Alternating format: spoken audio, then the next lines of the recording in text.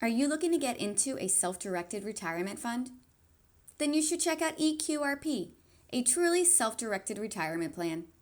Damion Lupo is going to tell you all that you need to know about opening up an eQRP retirement account, what you can and cannot invest your money in, and how to get your savings out tax-free. We also discuss how to start your children's retirement savings plans. It's never too early. And why the future of money is digital. You better get on board before you get run over. Hello, Damion. Welcome to the show. Let's get rolling by giving us a brief background about your investing experience and what assets you are in today. Yeah, man, Joe, it's great to be here. Background, I started off in the 90s, barely. It was like New Year's Eve, 1999, bought my first house on a credit card, bought a bunch more houses after going to some seminars over the next few years, and it ended up with 150 houses. And these were houses I owned, and I was basically the bank. And so it was a pretty stellar thing. I caught the tide and got fairly wealthy with a $20 million portfolio and sold off the houses, went into development all over the country. And then my ego got so big that 2008 taught me a lesson, and I went from 20 million to negative 5 million, and had to do a little do-over in the timeout box for a couple of years. And that was like the first decade of experience, and then we went from there and shifted gears and reset and rebooted with a totally different perspective on what to create and why to create it. So from the do-over, what can listeners take away? What kind of happened and what can people learn from it? Well, what happened is one of the things that I realized is more isn't better, more is just more. And there has to be a reason why you're doing it, because if you say, well, it's for my family, and then you go, that's it, but it's just like, okay, 1 million, and then you go to 2 and then 10, you're just going to work yourself to death, and there's never really a purpose. So that was one of the big things. And then so I came away with a mission. So it was about money before, and then it went from money to mission, and the mission is to break 1 million people's financial shackles. And what I realized is when you're focused on a mission that really works, that the market wants, and it's for other people, the money follows it. It's not about following your passion. I mean, you can be a passionate baker that has a really terrible cookie recipe and you're going to be broke. So you really have to make sure that the market cares too. And so I shifted into that. And then I started shifting into a place where I said, okay, how can I serve more people and not just not just have a good time. It went beyond just feeling good every day. It went into, okay, what's the price I'm going to have to pay to fulfill this mission, this thing? And people's shackles, their financial shackles, the bondage, it's like modern day slavery, is a pretty big deal to me. And I think for most people, they can resonate with that. No, I agree. A few things I took away there is that I've realized over my life too, is that everyone always seems, especially younger, obviously, as we grow up, and we want to earn an income, and we all look at that first $1 million, right? It's always, how can you first get to that first $1 million? And what happens is, once you hit that and then nothing changes in your happiness state of mind, then you're kind of stuck. That's kind of what I sensed out of that conversation a little bit. It's really fascinating. I remember the first time, I kind of remember the first time I was so busy doing my thing that at one point I realized, I have over $1 million in equity from my real estate, not my house, but like the other houses. And I thought, oh, okay, that's interesting. And then when I lost everything and then had to recreate, and I went past it again, it was like one day I went, oh, because I remember going from negative 5 million back to like $20,000 net worth, and then building. And then one day I was doing something, checking my accountants, and I was like, wow, I actually am past $1 million, and I blew right past it. And it was because I was so focused on the doing part. And I think that's what's important, to make sure that you really are into the doing part.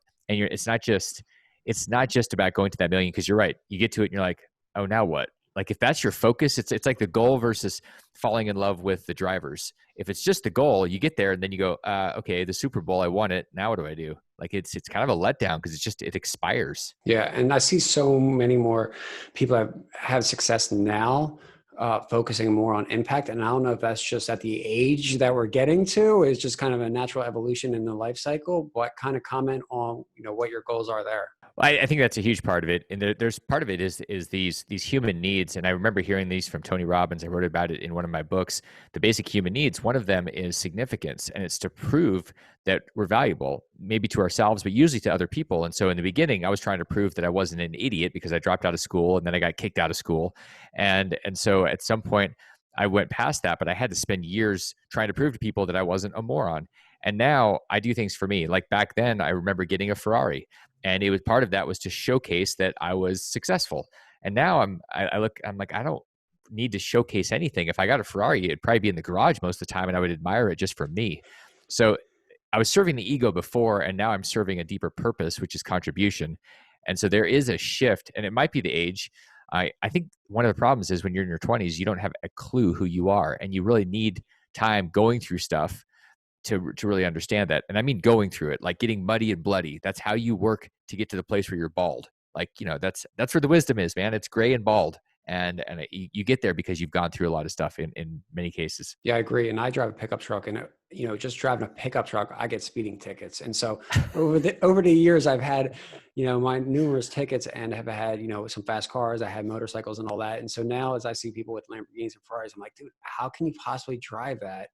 Because you would just get pulled over and get your license taken away. Like, it just doesn't even make sense. If you're going to buy something like that, you want to drive it as fast as you can. Yeah, it's funny. When all this stuff was melting down in 2008, there was a neighbor of mine that had one of these. He had in our garage, our parking garage, he had a Rolls Royce, a Bentley, a Ford GT, and then this crazy chopper bike. So he had $1 million+ worth of cars sitting in his 4 spots, and he also had a chopper hanging from his ceiling. This 100,000+ motorcycle, and because he made custom bikes. And I was like, I guess that's what you do. You start hanging crap from the ceiling when you don't want to drive it. And I thought, all right, I mean, to each his own, but yeah, I'm with you. I have a pickup truck, and I'm happy that thing goes from 0 to 60 in about 60 seconds. Well, that's good. And so, now recently in the last few years, what have you been up to? So the last few years, I've spent, really this whole decade, I've spent my time focused on giving people options with their retirement money. Because right now, other than the day we're recording this, where the markets have taken a crap, there's about $30 trillion sitting in retirement accounts. These are like 401ks and IRAs and stuff.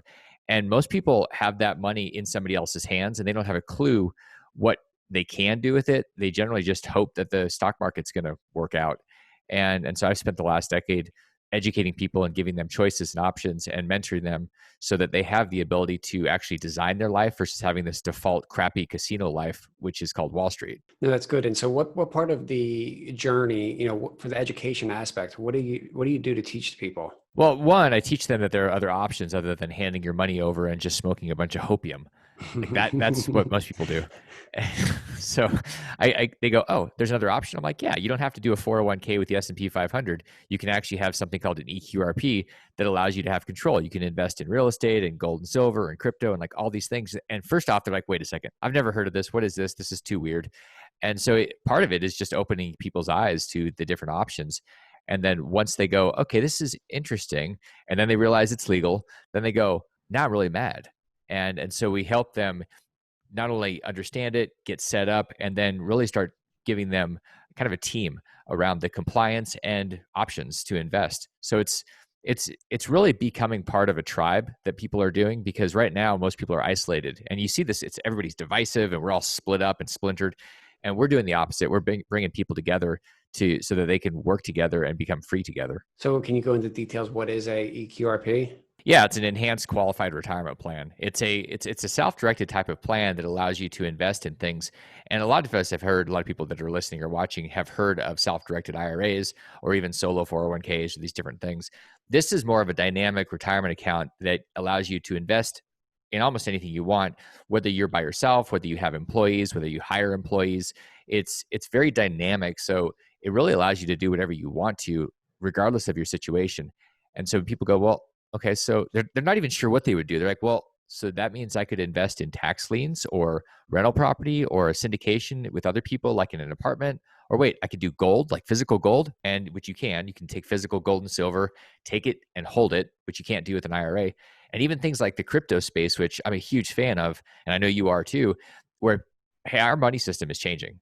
And having all this cash and this liquidity inside retirement accounts, if we can start getting in the game of crypto before it runs over us, I think is an amazing opportunity for a lot of people to use those resources that way. No, I agree. And so for those that have, let's say, employees, right?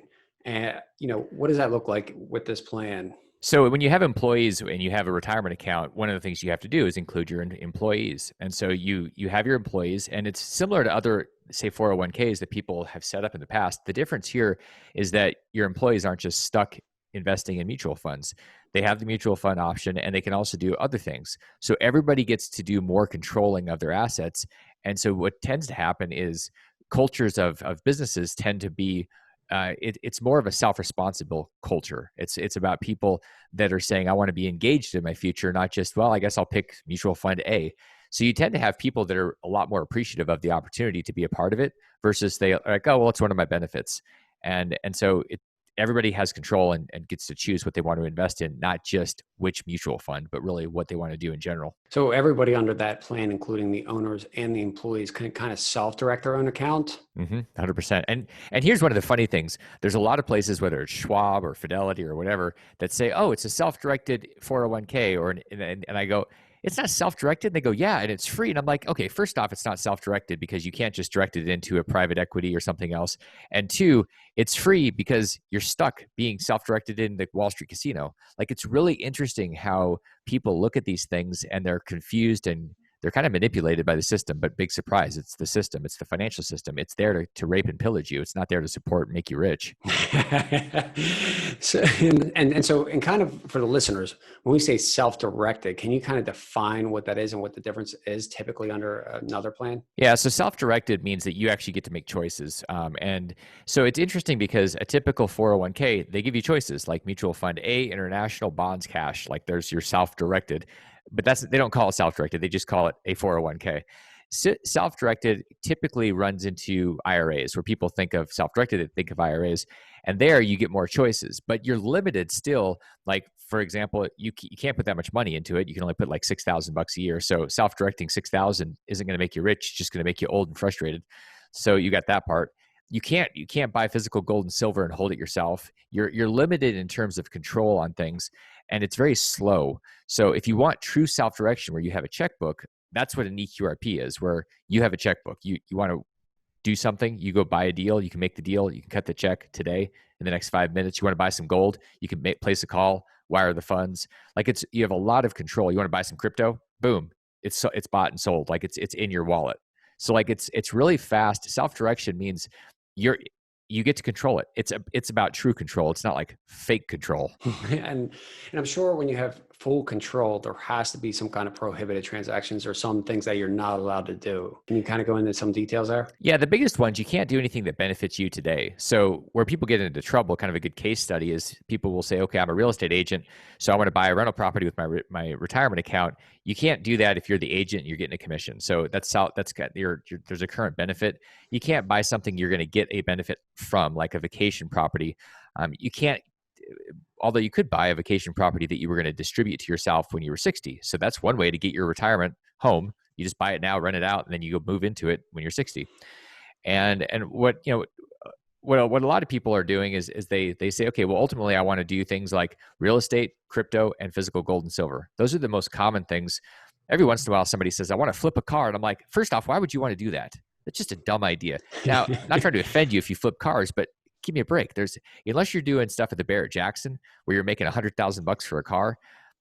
Anyways, that's just my little rant. That's usually what gets people into trouble. There's not very many things you can't do. It's mostly you just can't do things you're going to get a current benefit from. You can't invest your retirement money with like parents or kids, but really brothers, sisters, cousins, totally okay.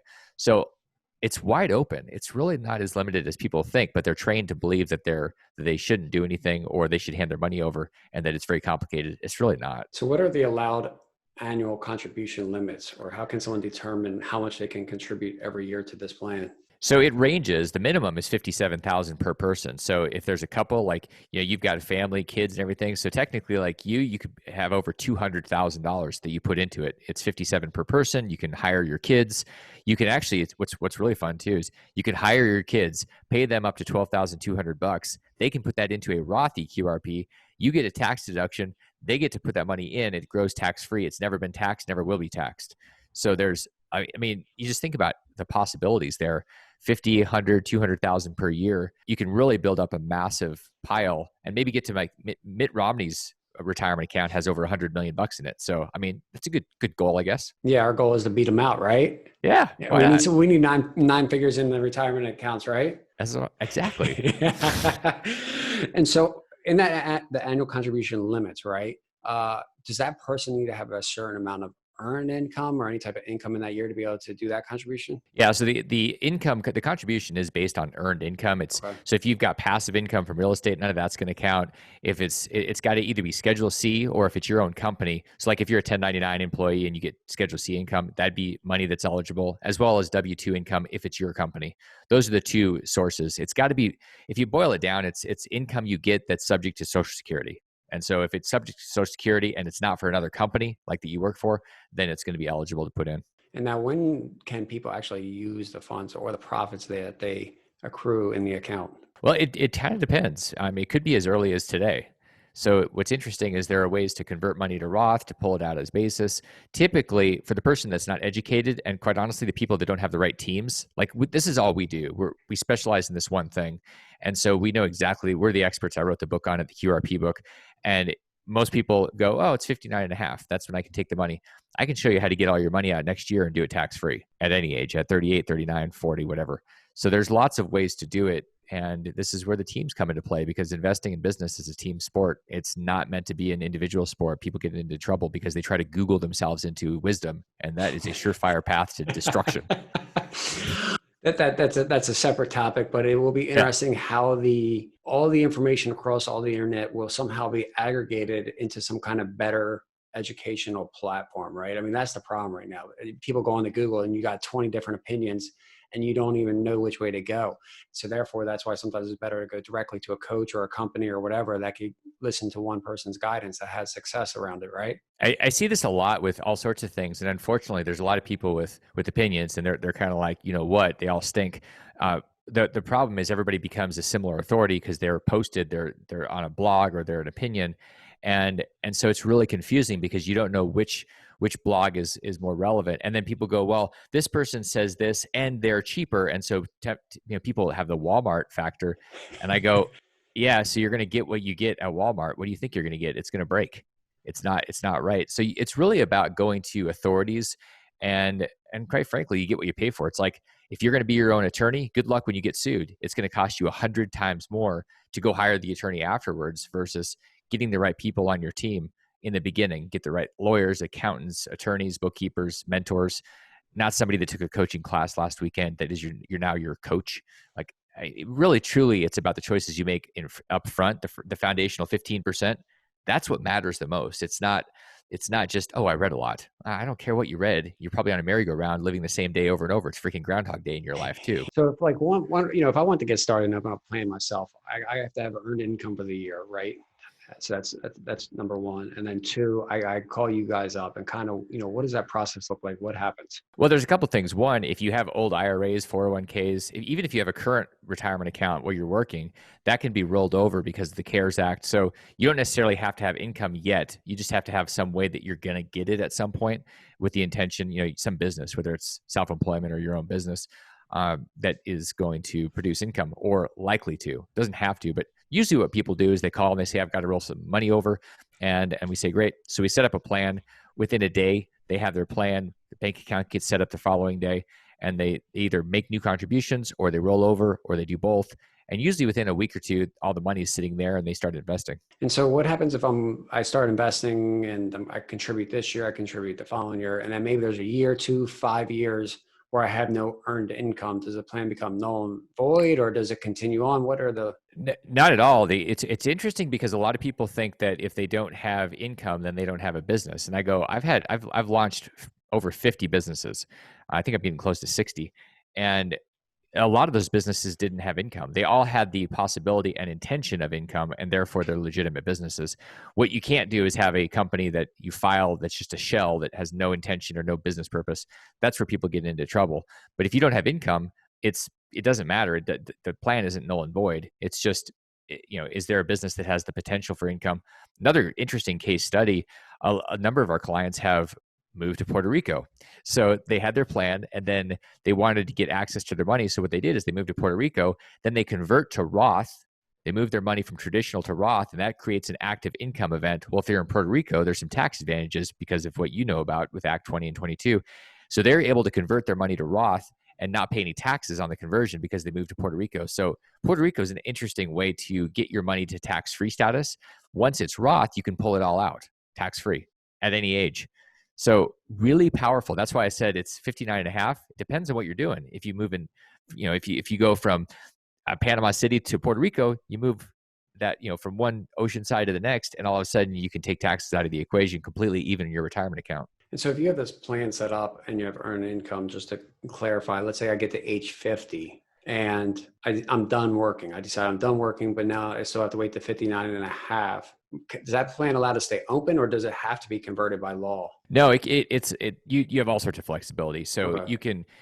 The plan can stay open. It can close. You can convert. You can pull money out. Like there's nothing that has to happen between 50 and 60. And really, the only thing that has to happen is when you hit 72, then you're going to have some required minimum distributions. But I mean, for most of us, that is just not something that's really that significant. And if the government forces you to pull a few percent of your money out at 72, fine.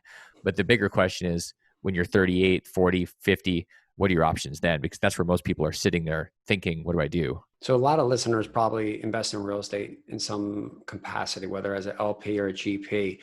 So what does that process look like after we set up an account with you? So investing as a limited partner, that's what this is meant for. It's meant for you having it as passive income and passive investments. The eQRP is not, and no self-directed plan, no retirement account is meant to be an active thing, meaning you're a general partner, you're using that money to invest directly, because then you're running a business, and that's not what it is.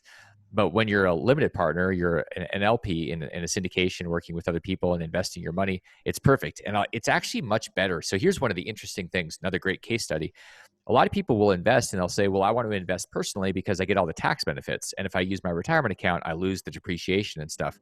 The problem is most people are investing in deals that they're in and out of in 5 years. That's kind of a normal.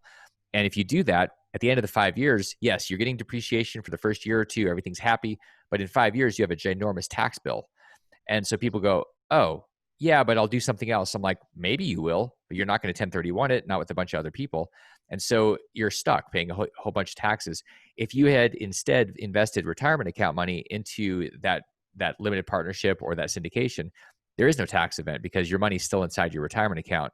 So it's, especially when it's a Roth account, that is the ultimate way to invest in syndications, in real estate deals.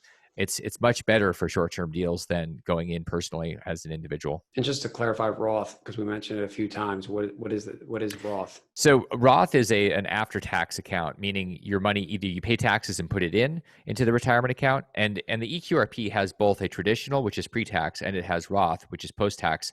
So you can either pay taxes and put your money in as contribution, or if you have money that's pre-tax that's already in, like you have an IRA or something that's pre-tax, and you convert it to an eQRP, you can convert in the plan. It's called an in-plan rollover. It converts from traditional to Roth. So the goal is to get to Roth, get all your money to Roth so that you don't pay taxes when you pull it out. That's what the big game is. No taxes down the road, instead of who knows what your taxes are going to be. I think they're going to be significantly higher down the road. They're not going to be lower. I know it'll be interesting. At some point, they have to go up, right? They got to pay for this deficit we have going on. So, from a asset protection standpoint, what benefits might this type of plan offer? This is one of the things that's super valuable when you have an eQRP and it's governed by ERISA, which is the Employee Retirement Investment Security Act from 1973. That particular act made the funds and the assets in here bulletproof. Like, you're never going to see somebody that gets sued that loses their 401k, and it's because ERISA is governing that. And that's one of the things that makes this really unique. Whereas like an individual IRA or a solo 401k doesn't have that same protection. This actually has protections with ERISA. So in terms of asset protection, there's very little that's better or more sound or more bulletproof than this is. All right. And now how about the checkbook control, right? You basically issue a checkbook to a new client that for the retirement account, and then they could go out and invest in a real estate syndication, right? And then the passive income comes back into that bank account.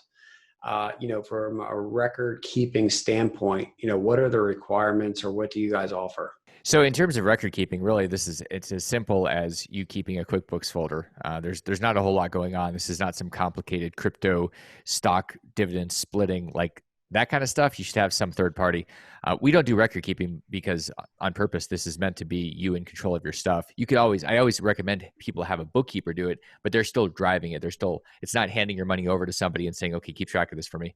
It's really you still being in the driver's seat. So it's up to you. And we provide the guidance for compliance, but most people have 10 to 15 transactions a year. It doesn't really require to having PricewaterhouseCoopers to govern your accounting. It's pretty straightforward. Now, I'm sure for anybody who's used to being in a traditional Vanguard account or where they're not self-directing their assets, they're maybe a little leery of whether or not this is legal or if it's allowed, and they're always checking around. Is there any type of case law out there, or kind of, how do you answer the question when somebody's nervous about whether it's legal? Well, a couple of things. One, this has been around for almost 50 years. And two, you actually, as part of your plan, you have a letter from the IRS that has blessed it in advance. So this is not a Wesley Snipes strategy where you do something and hope it works out and then you end up going to prison. Like, this is, the IRS has already gone through the plan and they've already approved it. And that's part of what you get when you actually set one up. Well, that should answer that, right? I mean, the IRS isn't going to attack their own stuff. Like, they've already gone through and they've already said, here, and you've got your IRS letter and your IRS director that says, okay, this is approved. Like, there's nothing to think about at that point. Got it. So basically, unless the person who's managing the account screws it up, then they shouldn't see any problem whatsoever. Yeah, and quite frankly, it's interesting because the eQRPs they're more lenient than an IRA. So if you screw it up, you just fix it. And so even if with the guidance of our team, if you did something and you messed up, it's really not that big of a deal when you fix it. If you screw up an IRA, some of the penalties can be the entire amount of the account. So very different type of screw up and penalty and pain. I know you mentioned through the conversation about maybe having your kids on payroll or something. How do we get started so our younger generations and kids can start participating in these retirement accounts? It's really as simple as just figuring out what your kids can do. So once you figure out your kids, I know a lot of kids know social media way better than their parents. And so they can do a lot of that kind of stuff. And if you've ever hired somebody for social media, it's not cheap. That's one way. They can take out the trash. They can model for advertising. There's a lot of things kids can do. And once they do that, you pay them, then they can literally contribute and their money goes in. It goes into the Roth eQRP, which is also interesting because you can pull those contributions out anytime. So if they're 6 years old and they put in $10,000, $12,000 a year, and then at 18 or 20, they said, hey, mom and dad, I'd like to take this money out. Well, you can say, okay, you know what? We can pull the money out that we put in, tax-free, penalty-free. Very cool options. And then all the growth is going to grow forever tax-free. And how do you think we get the younger generations, just people that are not aware of these accounts, to, learn more about it moving forward? Got to get more people to listen to this podcast. That's what I like to hear, right? I mean, definitely listen to the podcast, but more importantly, reach out to a company that can best guide you in what you're trying to accomplish, right? The stuff I've learned over the last decade has just been light years or never taught through any school system. And it just still amazes me how much we don't learn that we really need to know in life when it comes to finances. And I hope they, do better with the younger generations. I do too. The problem now and the solution is that there's unlimited information, but we are truly drowning in information, and the scarce wisdom is what we're trying to find amongst all the noise. And so with the kids, it's not that they don't have the information. It's just that there's FOMO. They're all over the place. They're chasing a feed in every direction. And they're like, I don't know which direction's up. And all my friends are doing this and that and other thing. So sometimes it's just about simplifying.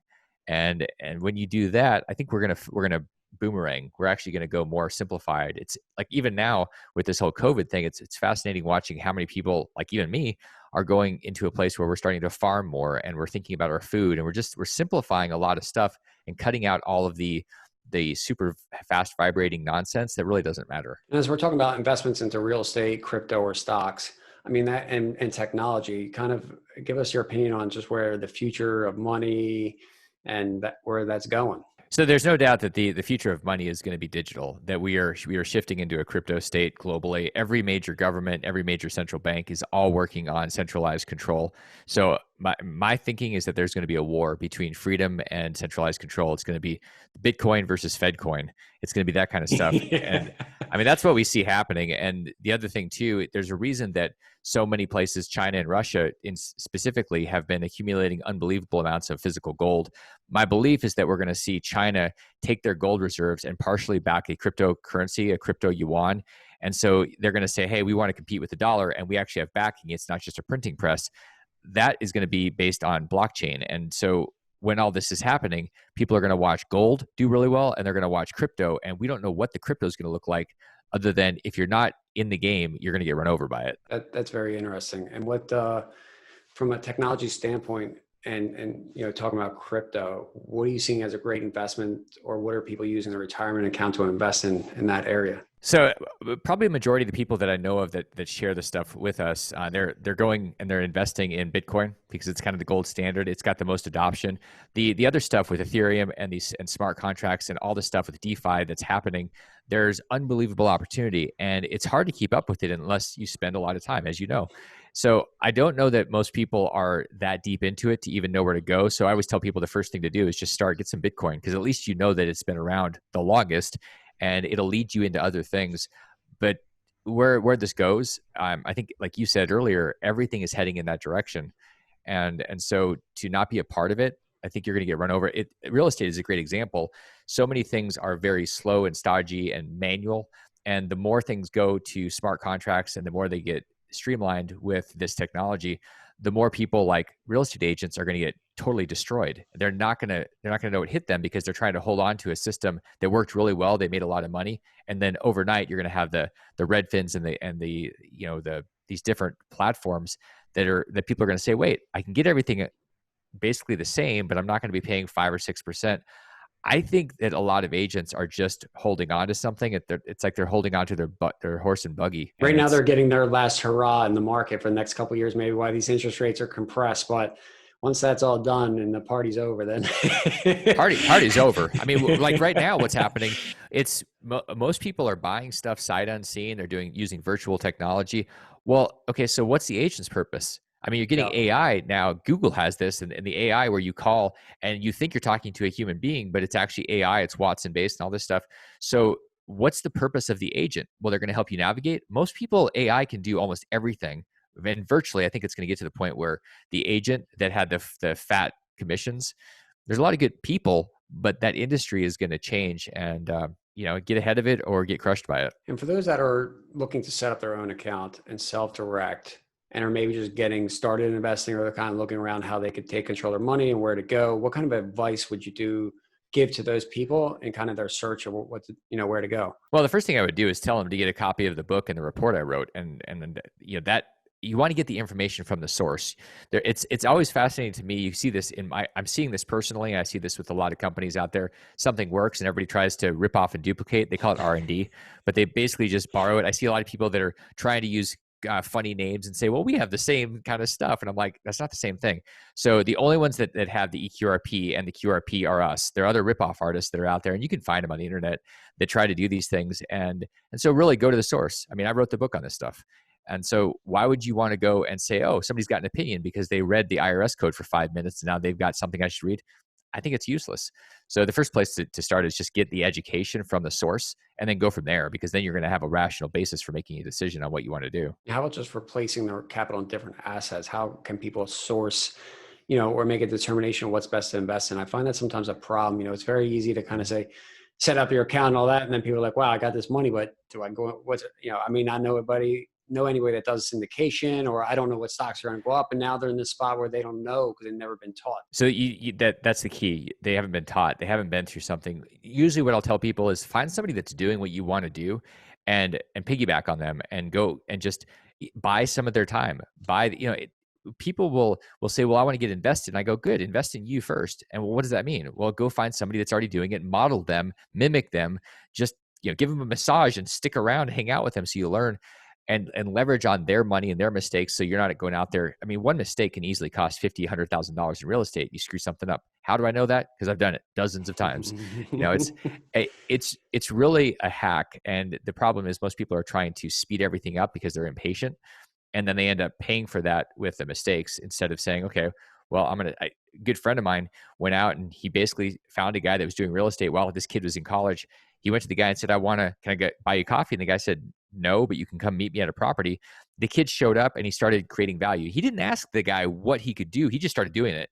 And a year later, the guy goes, you're so valuable to me, you have to be my partner. And 3 years later, the kid's financially free. Not just like BS financially free, but truly he didn't have to work the rest of his life. He's 24. And it was because he showed up and started doing. Most people are waiting for something to happen. They're waiting for somebody to tell them what to do. They're waiting for somebody to tell them how to get involved, how to help them. And unfortunately, that doesn't happen. It's like The Secret. bags of money are not going to fall from the sky and hit you in the head. You got to go out there and do something. I agree there. Bring value to others. Network equals your net worth, right? And so for everybody who, wants to get started, give Damion a call. He could answer any questions, right? Or he could reach out to you. And we'll leave off with our final question. And what is the biggest thing that you've implemented in your life that has increased your net worth? The biggest thing I've implemented is hiring A's. And when I say A's, I'm talking about A-level people. And these are people that show up ready to just execute, that you get the hell out of the way. What most people do is they act like it's the Walmart factor. They're looking for cheap things. They look for cheap people, and you get what you pay for. You end up with B's and C's. And for the most part, that's never going to accelerate you. You hire A's and people that, their salary is 100, 150, 200,000 a year. These are the people that go out there and crush it, and they make you 5, 10, 100 times that. That one thing is a mental mind shift.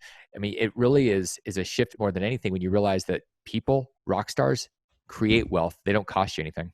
I like that's very good. That's good. I mean, that's how I guess Amazon scaled, right? I mean, he just hires the best of the best, puts them in the right positions, and then scales fast. I mean, that's it. It's playing chess to a degree. One of my favorite tools for that is the culture index. And we use it. It's almost an unfair advantage when you're working with people because it gives you, there's a lot of personality profiles, and I think I've used them all on myself and other people. But the culture index is by far the best one that, and I mentioned it in Unicornomics, one of the books I wrote. It's how we figure out what seats to put people in, and so that they thrive, and so the business thrives, and so that they're not frustrated, and we don't get frustrated. Because if you have happy, thriving people, businesses do amazing things. I mean, Jeff Bezos did not do it on his own. He had unbelievable firepower that was driving things all over the place. No, I agree. Well, I appreciate you having you on today, and I'm sure there's a lot of people that want to reach out to you. What is the best way they could do that? Best thing to do to learn more about me is my focus is primarily on the eQRP. And so to get information about that, just send a text to the number 72,000 with the word eQRP, and it'll give you a report that sums up what we talked about. And if you have further questions or you just want to pick my brain, whatever, shoot me a text after and say, hey, I want more of your time, and we'll set up a call. And so eQRP to 72,000 is how you get the ball started. Well, thanks for coming on today. Thanks, Joe. Hey, everyone. Thanks for watching my latest interview. If you like what you saw, please click the subscribe button below to become a member of the Joe Robert community. Be sure to hit the bell to turn on all notifications so you always know when I post a new video. Tell me what you thought about the content in the comments below. I always read them and would love to answer any of your questions.